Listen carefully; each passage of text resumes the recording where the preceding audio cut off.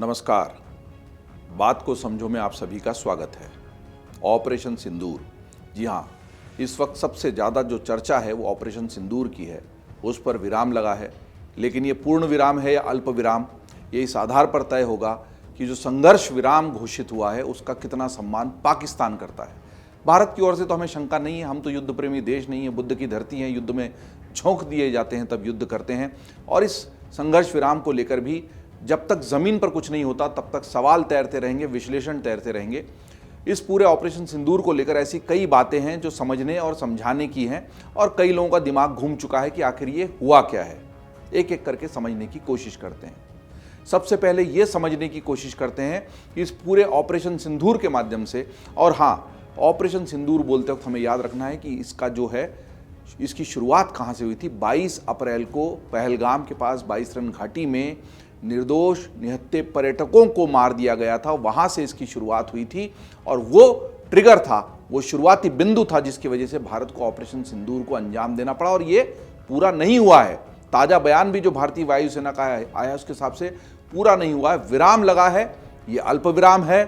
हम चाहेंगे पूर्ण विराम हो, युद्ध नहीं चाहेंगे, लेकिन सबसे पहले समझते हैं कि इस पूरे ऑपरेशन सिंदूर में पाकिस्तान का कितना नुकसान हुआ, क्या क्या नुकसान हुआ, और जो नुकसान हुआ वो रणनीतिक दृष्टि से कैसे, सामरिक दृष्टि से कैसे बहुत महत्वपूर्ण है भारत के लिए।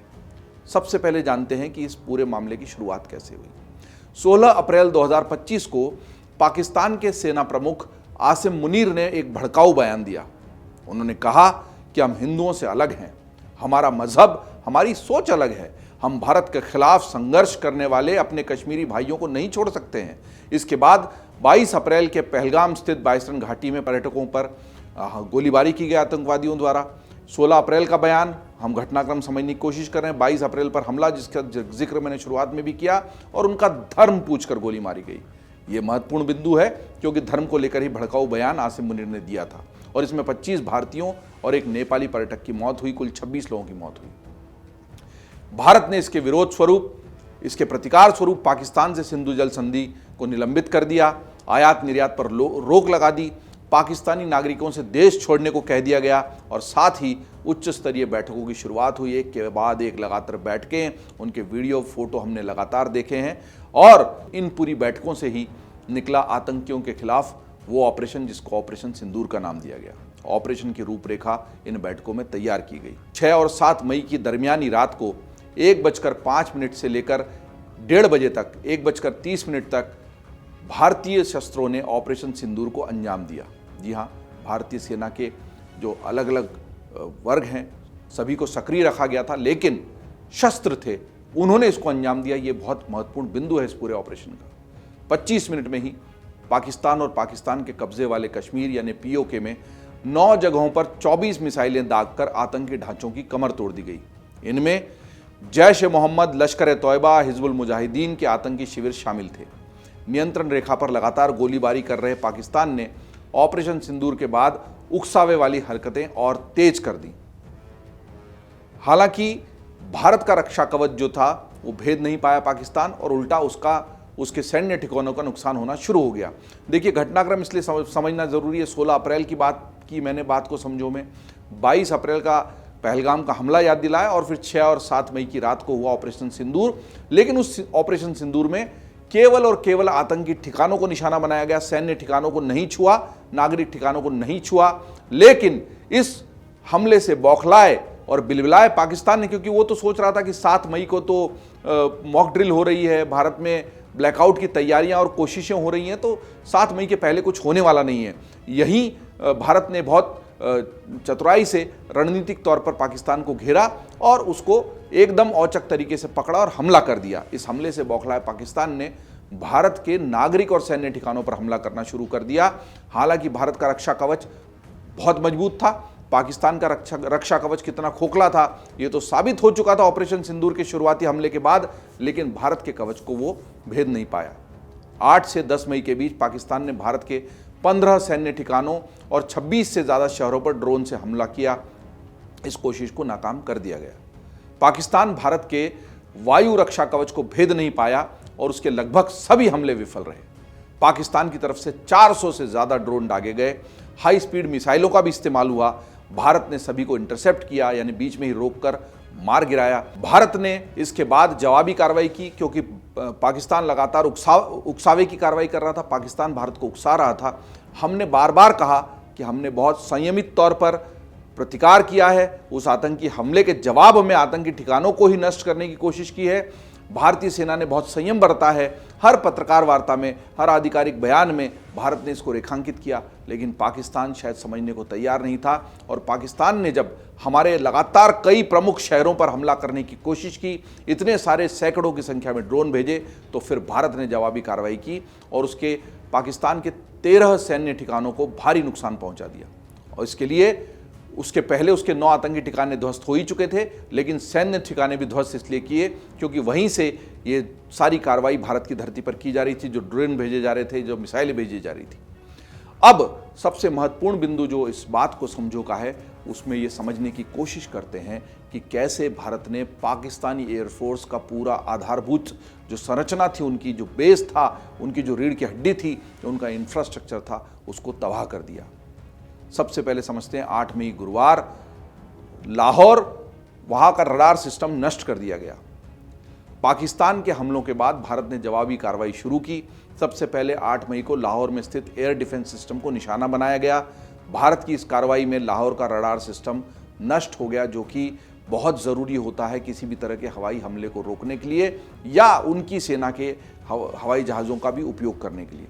आगे चलते हैं 9 मई को। 9 मई शुक्रवार के दिन, शुक्रवार की रात भी पाकिस्तान ने भारतीय सैन्य ठिकानों पर निशाना साधा, निशाने पर हमले करने की कोशिश की भारत के सैन्य ठिकानों पर, उसको फिर से नाकाम कर दिया गया। लेकिन इसके जवाब में अब भारत ने ज़्यादा बड़ी और तगड़ी कार्रवाई को अंजाम दिया। भारत ने पाकिस्तान के 11 सैन्य ठिकानों को निशाना बनाया। जी हाँ, 11 ठिकानों को। भारत के इस जवाबी हमले ने पाकिस्तानी एयरफोर्स को भारी नुकसान पहुंचाया। इन ठिकानों में रावलपिंडी के चकलाला का Noor Khan airbase, Sialkot aviation base, Pasrur radar site, Murid airbase, Rafiqui airbase, Chunian, रवियार खान एयरबेस, बोलारी, जैकबाबाद और सुक्कूर एयरबेस शामिल थे। इन सभी सैन्य ठिकानों का महत्व जानना बहुत ज़रूरी, तब हमको समझ में आएगा कि अगर हम ये मानते हैं कि हमने तो कुछ किया ही नहीं, हमने तो कुछ मारा ही नहीं, पाकिस्तान को तो नुकसान पहुंचा ही नहीं, यही मौका था उसको और नुकसान पहुंचाने का, लेकिन जितना नुकसान पहुंचा है उसको जान लेना बहुत ज़रूरी है। सबसे पहले हम जानते हैं नूर खान एयरबेस, जो चकलाला है, रावलपिंडी में, वहाँ पर है। दरअसल ये जो सैन्य बेस है, जो हवाई अड्डा है पाकिस्तान का, वो पाकिस्तानी वायुसेना की लाइफ लाइन यानी जीवन रेखा कही जा सकती है। इसे नूर खान एयरबेस के नाम से जाना जाता है। इसका नाम पाकिस्तानी एयरफोर्स के पूर्व प्रमुख एयर मार्शल नूर खान के नाम पर रखा गया है। ये ज़्यादातर वीआईपी मूवमेंट और लॉजिस्टिक्स ऑपरेशन के लिए इस्तेमाल किया जाता है। ये एयरबेस पाकिस्तान की राजधानी इस्लामाबाद से महज 13 किलोमीटर दूर रावलपिंडी के चकलाला में स्थित है। पाकिस्तान के सेना प्रमुख, राष्ट्रपति, प्रधानमंत्री, मुख्य न्यायाधीश के विमानों का हैंगर भी इसी एयरबेस पर है। पाकिस्तानी संसद और प्रधानमंत्री निवास से इस एयरबेस की दूरी महज 20 किलोमीटर है। तो वहीं पर पाकिस्तान के जो सेना प्रमुख हैं, जो आसिम मुनीर है अभी जिनका मैं जिक्र कर ही रहा था, उनका आवास भी इस एयरबेस से महज 10 किलोमीटर दूर है। इसीलिए रणनीतिक तौर पर, सामरिक तौर पर ये बहुत महत्वपूर्ण है। जम्मू कश्मीर के पुंछ से इस एयरबेस की हवाई दूरी करीबन 100 किलोमीटर है। इसलिए रणनीतिक तौर पर यह बहुत महत्वपूर्ण स्थान था जिसको हमने नुकसान पहुंचाया। अगला है सियालकोट एविएशन बेस। ये एयरबेस भारतीय सीमा के बेहद करीब है। जम्मू कश्मीर के सांबा से इस एविएशन बेस की हवाई दूरी महज 55 किलोमीटर है। इस एविएशन बेस को भी भारतीय सेना ने 9 मई की रात को भारी नुकसान पहुंचाया। ये जो बेस है, ये जो हवाई अड्डा है, ये जो सैन्य ठिकाना है पाकिस्तान का, जम्मू और पंजाब की ओर उड़ान भरने के लिए फॉरवर्ड ऑपरेटिंग प्लेटफॉर्म के रूप में इसका इस्तेमाल किया जाता था। इस एविएशन बेस पर हुए नुकसान की वजह से पूर्वी सीमा पर एक अहम ब्लाइंड स्पॉट बन गया पाकिस्तान के लिए, जिससे पाकिस्तान की ज़मीनी सेनाएं भारतीय हवाई प्रभुत्व के सामने मुश्किल में पड़ गईं। अगला जो एयरबेस है वो मुरीद एयरबेस है। पाकिस्तान के पंजाब प्रांत में मौजूद ये एक प्रमुख सैन्य हवाई अड्डा है। इसका इस्तेमाल पाकिस्तान हवाई रक्षा, प्रशिक्षण और युद्ध से जुड़े अभियानों में करता है। यहाँ पर कई मानव रहित ड्रोन भी तैनात रहते हैं। यह एयरबेस पाकिस्तान का एक संभावित मिसाइल भंडारण केंद्र था।